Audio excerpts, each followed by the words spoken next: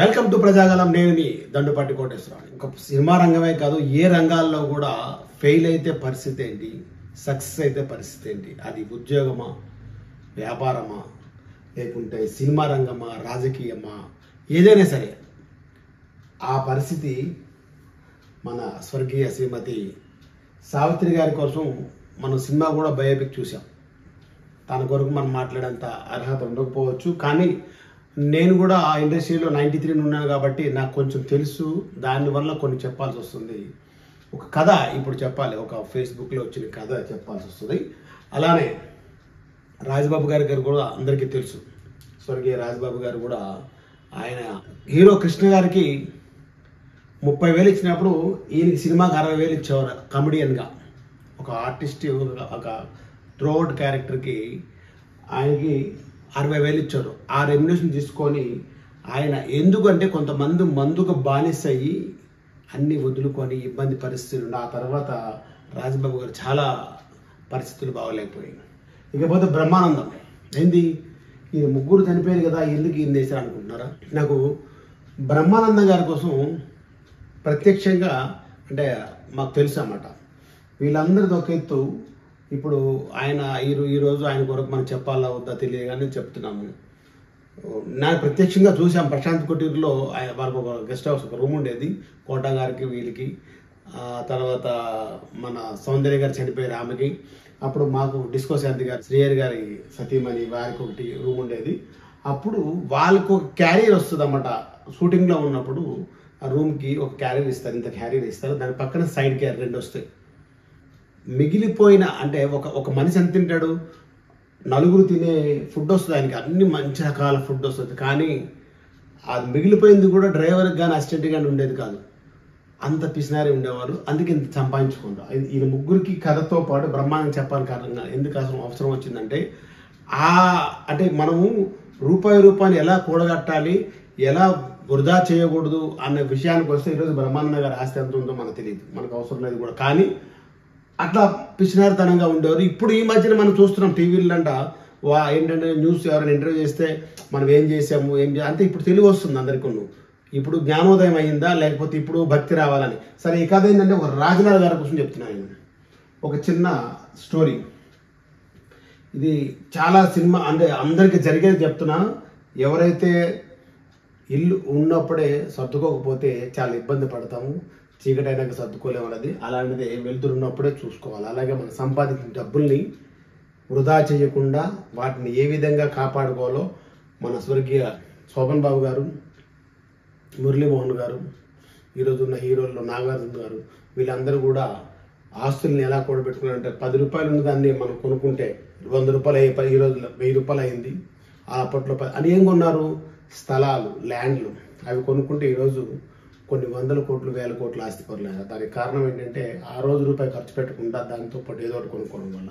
విషయం ఏంటంటే ఒక చిన్న కథ దేవిశ్రీ ప్రసాద్ గారు రాసిందన్నమాట. ఇది కాస్ట్యూమ్స్ కృష్ణ గారి నిర్మాణంలో కోడి రామకృష్ణ గారి దర్శకత్వంలో జరగబోయే సినిమా కథా చర్చలు హైదరాబాద్లో గ్రీన్ పార్క్ హోటల్లో జరుగుతున్నప్పుడు రోజు డైరెక్టర్ గారిని కలవడానికి వచ్చేవారి తాకిడి వల్ల కథ ముందుకు సాగేది కాదు.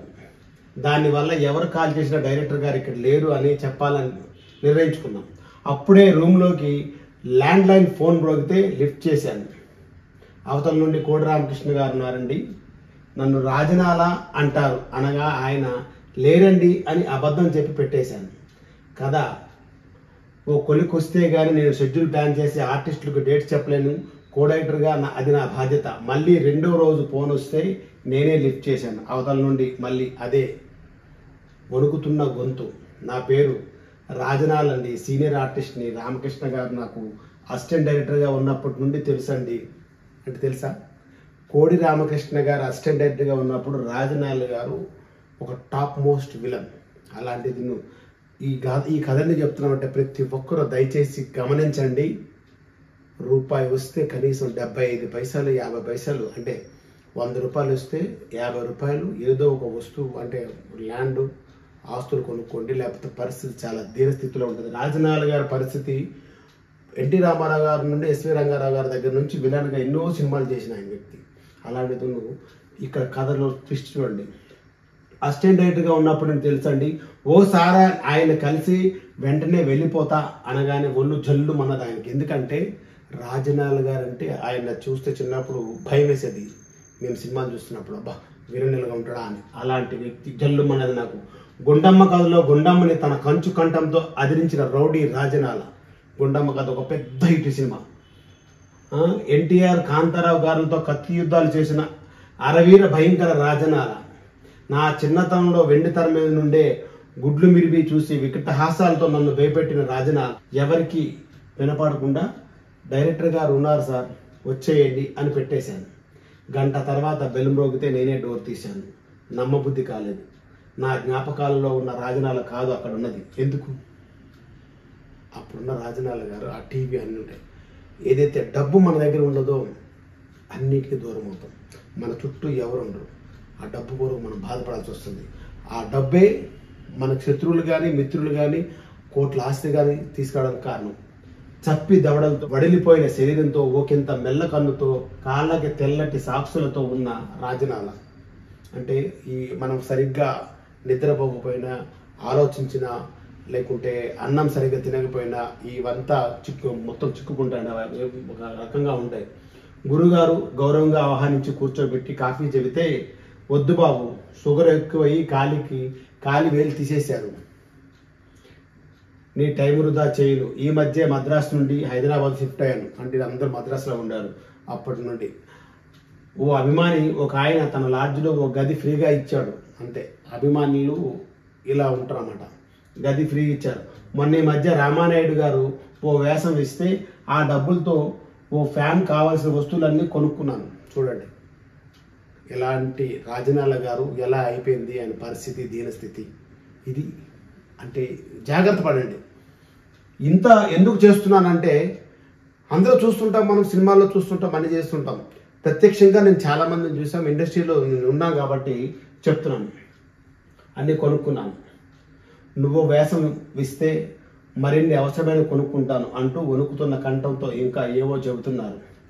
ఒళ్ళు జలధరించింది మనకి. కొంచెం ఇప్పుడు చూడండి ఒళ్ళు జలధరిస్తుంది. ఎందుకంటే బాధతో కన్నీటి కానీ, బాధతో మనకు మాటలు రాకపోవడం కానీ ఉంటాయి. మీరు ఇక్కడ భోజనం చేసి వెళ్ళేలోపు మీకు కావాల్సిన వస్తువులను మీ రూమ్లో ఉంటాయని గురువు గారు అంటే, అలా వద్దు బాబు నాకు వేషం ఇవ్వు చాలు అని రాజనాల. కోట రామకృష్ణ గారు ఏమన్నారు, మీరు ఇక్కడ భోజనం చేసి రూమ్కి వెళ్ళేలోపు మీకు కావాల్సిన వస్తువులను ఉంటే అలా వద్దు బాబు. అంటే ఎవరు ఫ్రీగా ఇచ్చినా తీసుకోవద్దు, కష్టపడి నాకు వేషం ఇస్తే ఆ డబ్బులతో కొనుక్కుంటాను అని రాజనాల గారు అన్నారు. వృద్ధాప్యం ఎంతటి శాపం. ఒకప్పటి కండలు తీరిన రగండైన అల్లూడిన ముసలి సింహాన్ని చేసి మూలన కూర్చోబెడుతుంది. అప్పుడు కూడా తన రోజువారీ ఆహారం కోసం ఆ సింహమే వేటాడుకోవాల్సి వస్తే ఎంతటి ధైర్యం. మనకి పిల్లలు ఉంటారు, వాళ్ళు చూసే పరిస్థితి ఉంటారు, వాళ్ళ పనుల వాళ్ళు ఉంటారు. తల్లిదండ్రులకి ఈరోజు చూసే పిల్లలు చాలా తక్కువ. అంటే మంచి భయంకరుడిగా ఉన్న వ్యక్తి ముసలితనం వచ్చేసరికి ఎవరు లేకపోతే ఆ పరిస్థితి, అదే స్థితి, మన దగ్గర డబ్బులు లేకపోయినా సరే ఎలా ఉంటుందండి రాజనాల గారి కథలో తెలుస్తుంది. చూడండి ధైర్యం, ఆ పరిస్థితి వేరే.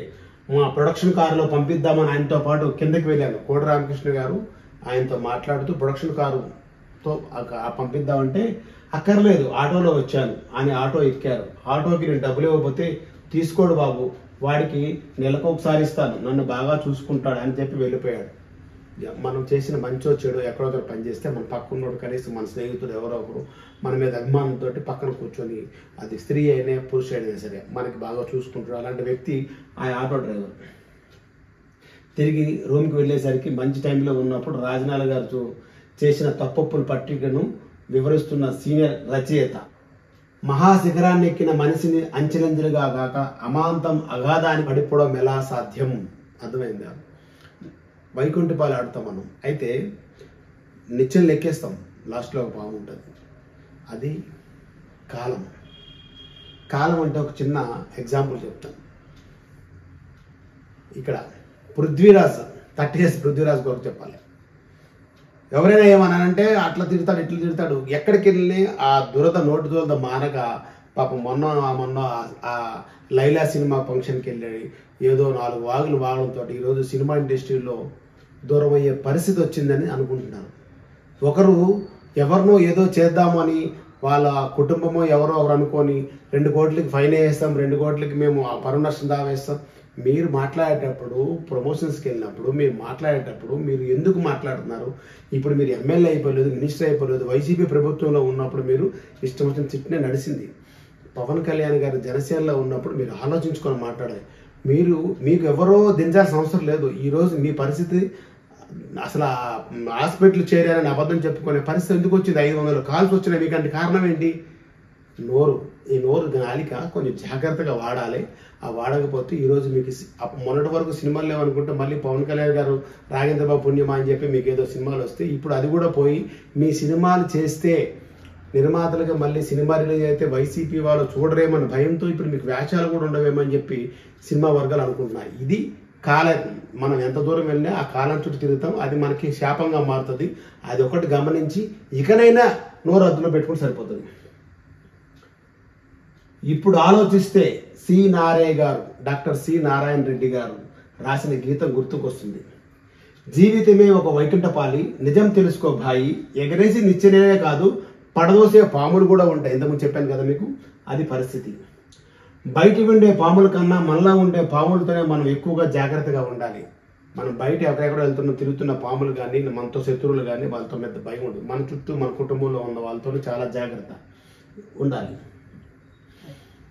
ఇది ఒక రాజనాథ్ గారే కాదు, ఒక రాజబాబు గారు కాదు, ఒక సావిత్రి గారు కాదు, మహానటి సావిత్రి గారే కాదు, ఎంతోమంది మనం చూస్తున్నాం.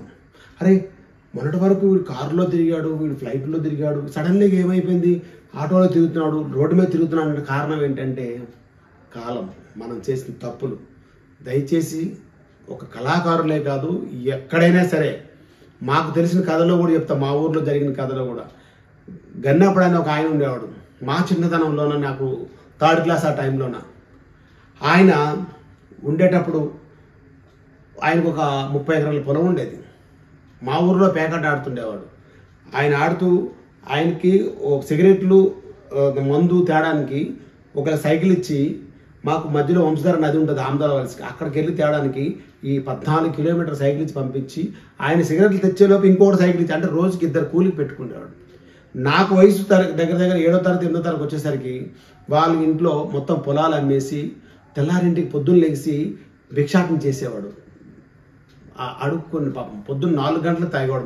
మేము అమ్మేవాళ్ళం, మందు అమ్మేవాళ్ళం. 4 గంటలకు వచ్చి తాగిన వ్యక్తి ఆ రోజు అడుక్కొని సాయంత్రం పూట తాగేవాడు. ఆ పరిస్థితికి ఏంటంటే మన దగ్గర ఉన్నది జాగ్రత్త కాపాడుకోండి. ఇదే నేను చెప్పదలుచుకున్నాను. ఎందుకంటే ఈ పాత విషయాలు చెప్తాను. ఇకనైనా సరే ప్రతి రూపాయిని, కష్టపడిన ప్రతి రూపాయిని జాగ్రత్తగా ఒక మూల పెట్టండి. అది మాత్రం చెప్పగలుగుతాను. నేను మీ దండపాటి కోటేశ్వర. అందరికీ నమస్కారం.